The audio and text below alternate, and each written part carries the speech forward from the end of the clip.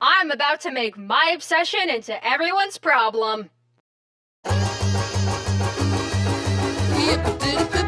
Wander over yonder. Wander over yonder. Wander, wander over yonder, yonder. Wander, wander. Wander over yonder.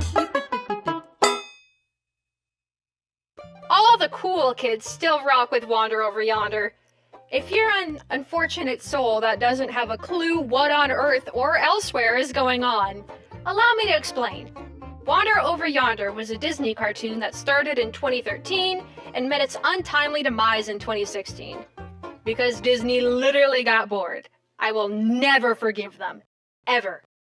It follows the story of the titular Wander as he travels from planet to planet, spreading smiles across the galaxy, joined by his loyal steed Sylvia, who acts as the physical strength and often the brains between the two.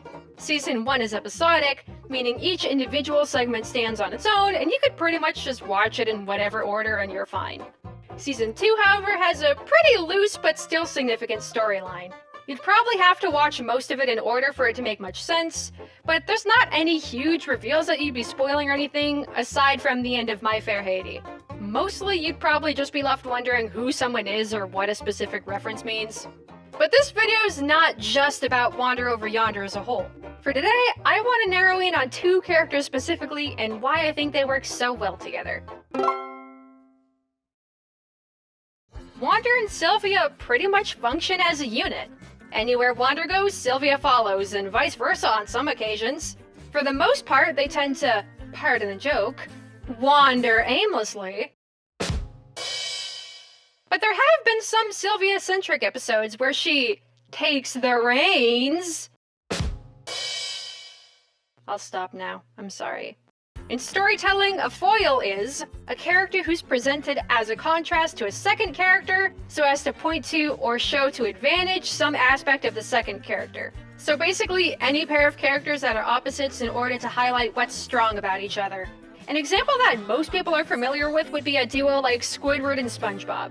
When put together, their opposite traits become even more obvious and better showcases their individual strengths. Wander and Sylvia are pretty opposite from each other, even down to their designs. Wander has a warm palette with cool accents, and Sylvia has a cool palette with warm accents. Sylvia is also shaped more bottom-heavy with a stronger emphasis on her torso, while Wander's significantly top-heavy with that big ol' head and that big ol' hat. He's this short, fuzzy little guy, while Sylvia's much taller, 10 feet or a little over 3 meters at full length, and nowhere near as fluffy. They even contrast in the super small details, like how most of Sylvia's accents are more jagged and sharp, like her crest or the blanket under her saddle, but all of Wander is very round and bouncy, like his shoes and all his little tufts of fur. I mean, heck, even the star on his hat's rounded off. Wander's facial expressions also lean more into the zany, cartoony side. In fact, I'd venture to say he's off-model more often than not. Sylvia, opposingly, tends to stick to her design. Yes, she's expressive, but not to the point where it feels like she's completely redrawn every episode. Especially in the Season 1 episode, The Box. Which is a bit of an extreme example, but I feel like it's a pretty good showcase of just how far they're willing to push it with Wander. I gotta know what's in this box! There are these guys, and they're screaming, and the laughing, and the crying, and then they... Just point them out, bud. I'll take them down. They're right over! There? It's also just a really good episode, definitely in my top 5. It's worth a watch if you haven't seen it. This all might seem like a side note that's not completely relevant, but it's actually a genius design choice. It visually shows us right out the gate how different Sylvia and Wander are. Sylvia, having most of her weight at her torso, sort of visually establishes her as the stronger of the two, while Wander's shaped more like things that are light and playful. A lollipop, a balloon, one of those sticky things you throw at the ceiling but then can't reach to get it back down until it falls on its own, a spoon. I'd also say he's below average height, just by seeing him next to things like a countertop or a door, and smaller things often tend to lean more into being a bit cutesy or more childlike. Not always, but that's loosely the case with Wander. And as a fun little thing, Sylvia and Wander fit perfectly together, like in the most literal sense possible. Now come on, tell me that's not the smartest character design you've ever seen. But a true foil isn't really so much about how characters look, even if that can help drive the idea home. The main thing that makes two characters foils to each other is their actual characteristics and overall personality.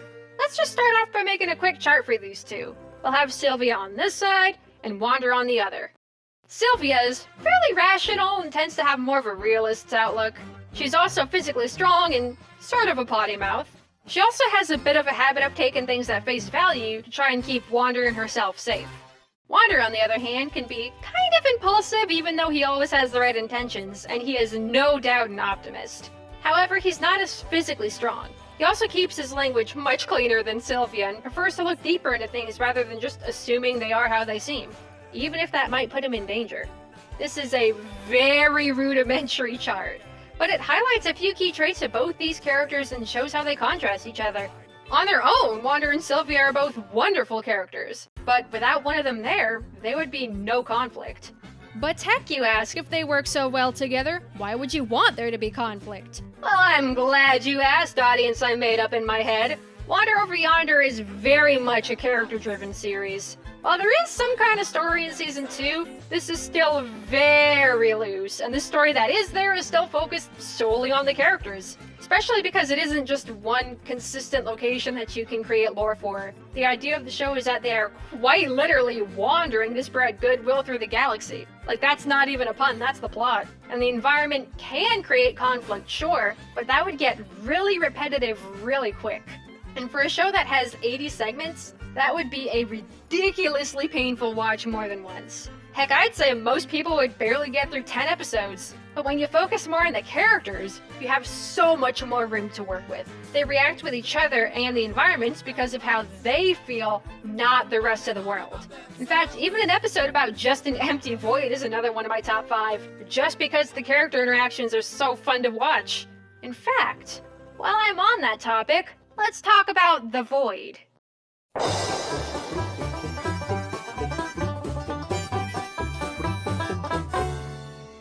This episode is pretty much exactly what it sounds like. Wander and Sylvia find themselves in a blank, well, void, where everything is powered by their imaginations.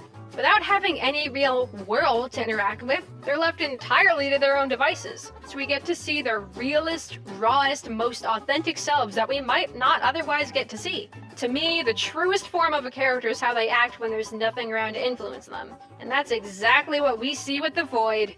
We get to see Wander's desire to have fun and just be happy without the limitations that reality places on what he can or can't do, and we get to see Sylvia's more focused, get-it-done attitude. But we also get to see how these traits are flawed. Most of the episodes Wander goofing off and Sylvia trying to get him to pay attention. She just wants to go back to reality, but Wander's having too much fun to want to leave.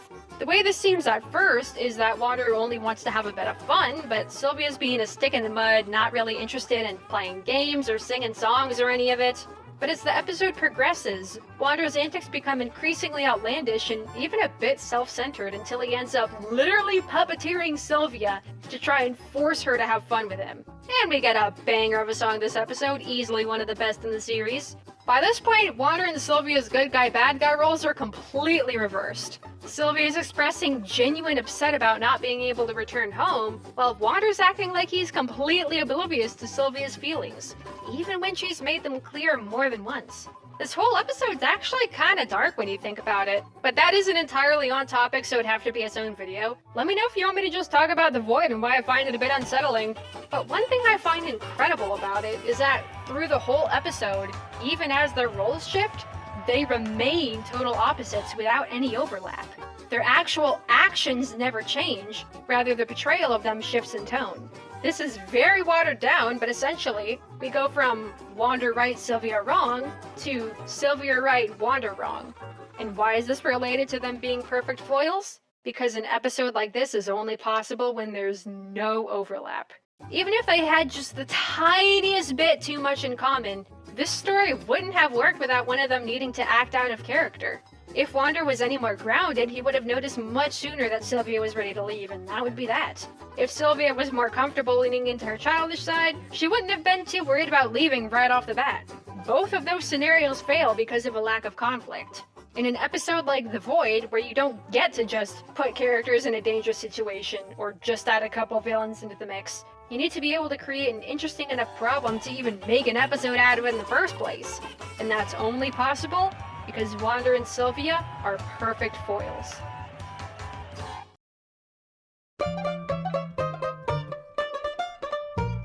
The Void is probably my favorite episode of Wander Over Yonder because of how well we get to see and dissect two of the series' main characters. There's plenty of other episodes that showcase just how opposite Wander and Sylvia are. In fact, a few that come to mind are The Epic Quest, My Fair Haiti, The Fugitives, The Pet, and The Showstopper. I think what I find most fascinating is how, yes, we get instances where Sylvia and Wander have opposing views on whatever the episode's conflict is, but we also have plenty of examples of how they're able to near flawlessly play off each other and combine their strengths to become just about unstoppable. Some super good examples of this would be The Greatest, The Time Bomb, The Birthday Boy, The Heebie-Jeebies, which I will warn you now is genuinely unsettling even as an adult, which is yet another thing I'll probably make a video on at some point, and The Loose Screw. These episodes are more focused on Wander and Sylvia working almost like a pair of puzzle pieces with how well they fit together, rather than the conflict being about their differences. I see Wander and Sylvia like yin and yang. They no doubt have more differences than they do things in common, but they still fit perfectly together, both figuratively and literally. They are an insanely flexible duo, which is why Wander Over Yonder works so well. Maybe they'll be at odds with each other, or maybe they'll work as a unit that's at odds with something or someone else.